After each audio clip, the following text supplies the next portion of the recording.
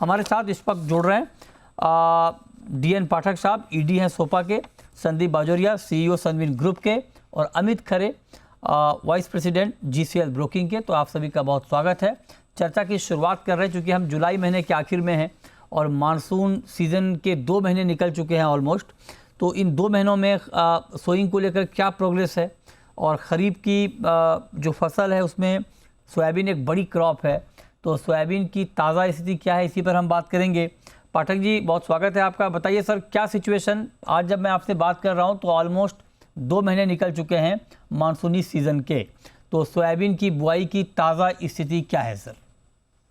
I think soybean की बुवाई पिछले साल के मुकाबले थोड़ी ऑलरेडी बढ़ चुकी है। मैं एग्जैक्ट फिगर तो अभी मंडे को रिलीज करूंगा। और क्रॉप की कंडीशन पूरे हिंदुस्तान में सब जगह अच्छी है, सिवाय साउथ में थोड़ा कंसर्न है, कर्नाटक में और तेलंगाना में। बाकी सभी जगह सोयाबीन की फसल बहुत अच्छी है। मध्य प्रदेश में एक्सीलेंट है, महाराष्ट्र में बढ़िया है। सब जगह जब बारिश चाहिए थी तो ऐसा लगता है जैसे जब ऑर्डर किया था बारिश हो गई है। तो अभी तो फिलहाल मैं बहुत खुश हूँ कि सोयाबीन की फसल अच्छी दिख रही है। अब आगे जुलाई में अगस्त में क्या होता है वो देखना पड़ेगा। अच्छा, तो आप कह रहे हैं कि फसल मतलब ये बहुत महत्वपूर्ण बात है, क्योंकि शुरुआत में बहुत चिंता थी जब फोरकास्ट आया था IMD का, तो उस वक्त ये चिंता बढ़ गई थी कि पता नहीं सोइंग का क्या होगा। लेकिन अब आप कह रहे हैं कि सोयाबीन की बुआई ना सिर्फ बड़ी है बल्कि फसल भी अच्छी है, मतलब क्रॉप की हेल्थ भी अच्छी है। मंडे को डेटा जारी करेंगे सर आप सोइंग का? जी जी, थोड़ा आज बता दीजिए सर, लीक कर दीजिए।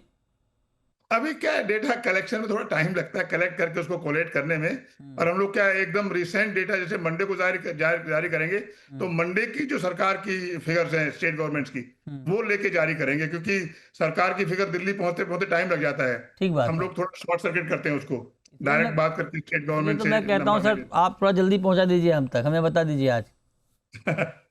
नहीं, मैंने अभी बताया ना कि पिछले साल के मुकाबले थोड़ा ज्यादा हो चुका है ऑलरेडी, और एग्जैक्ट फिगर में अभी ठीक है, थोड़ा टाइम लगेगा नहीं बताने फेयर में। इनफ। अच्छा सर, एक बात और, सोयाबीन आप कह रहे हैं कि पिछले साल के मुकाबले बुआई ज़्यादा हुई है और फसल की स्थिति भी अच्छी है।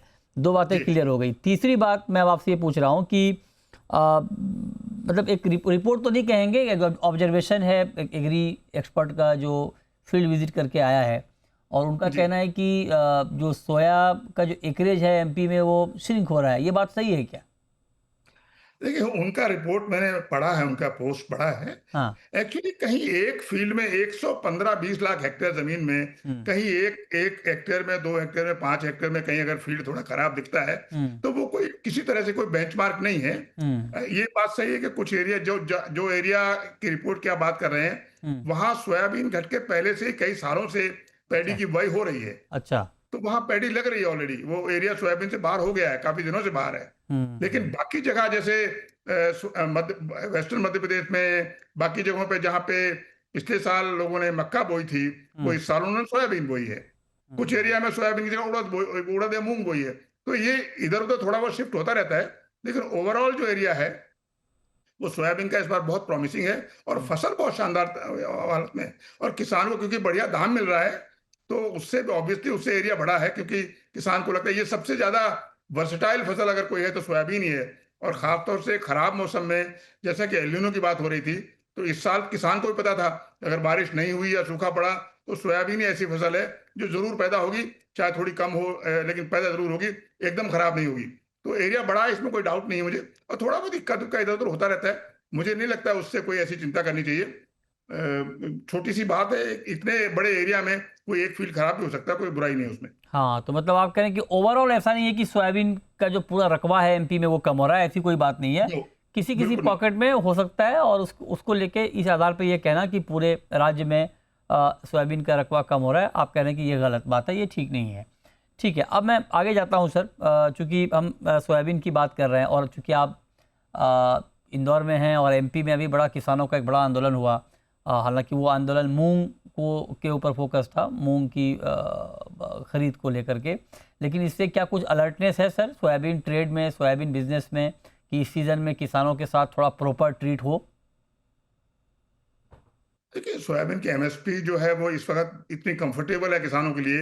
हम्म। और किसान 2 साल से देख रहा है कि सरकार एमएसपी को प्रॉपर सपोर्ट कर रही है। तो मुझे लगता नहीं कि सोयाबीन के केस में किसानों में इस बार कोई भी चिंता है। भाव ऑलरेडी एमएसपी से काफी ऊपर चल रहे हैं। अगर उपज अच्छी होगी, डिमांड अच्छी है, सब कुछ सही है, तो सोयाबीन का किसान अभी एजिटेट करने वाला मुझे दिखाई नहीं देता है। मूंग में थोड़ी समस्या रही क्योंकि एमएसपी कुछ और है, मार्केट प्राइस कुछ और है, तो वहां डेफिनेटली समस्या है और किसान चाहता है कि उसको कम से कम एमएसपी तो मिले, उधर समस्या है। लेकिन सोयाबीन में इस बार कोई समस्या नहीं है। ये जो बढ़े हुए भाव हैं जिनसे मैं खुश हूँ, किसान भी खुश है, देयर इज नो प्रॉब्लम। अच्छा सर, अभी एक बड़ा इशू है, हालांकि ये ऑयल इंडस्ट्री का इशू है।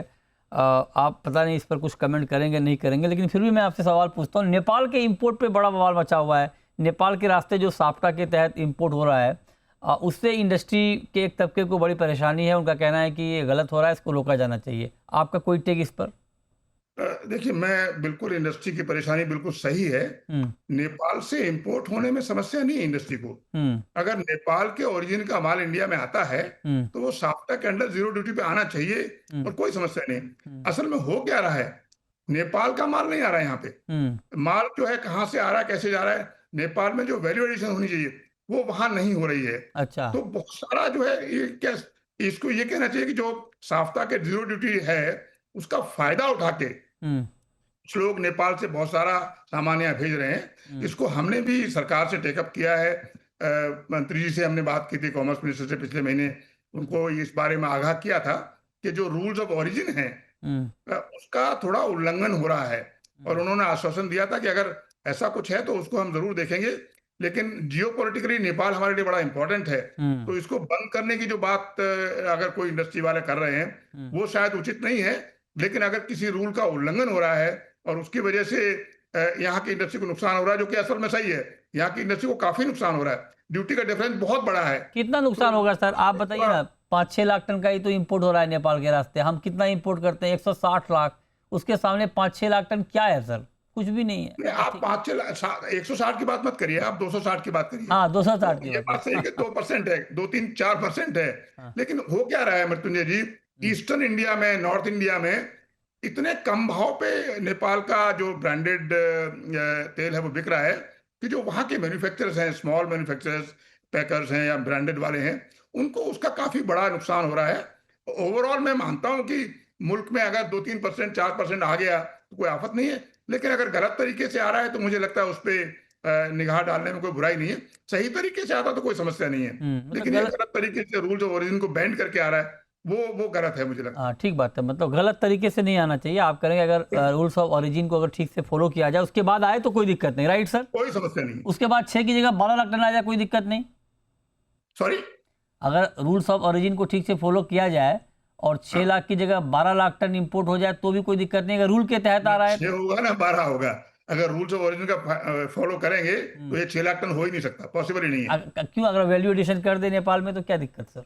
क्या वैल्यू एडिशन करेंगे? वैल्यू एडिशन हमको मालूम है ना कितना वैल्यू एडिशन होता है। नहीं, इट्स नॉट पॉसिबल। जो चीज संभव नहीं वो कैसे करेंगे? तो फिर तो रूल बना क्यों फिर, अगर संभव नहीं है तो? अब आप रूल को एक बार पढ़ लीजिए। नहीं, आप ही कह रहे हैं ना सर कि भाई साप्टा के तहत ये है कि आपको वैल्यू एडिशन करना पड़ेगा। हाँ, तो जो वैल्यू एडिशन के नाम है साप्टा में 35% वैल्यू एडिशन, हाँ। वो असल में किसी तरीके से भी करना संभव नहीं है। अच्छा।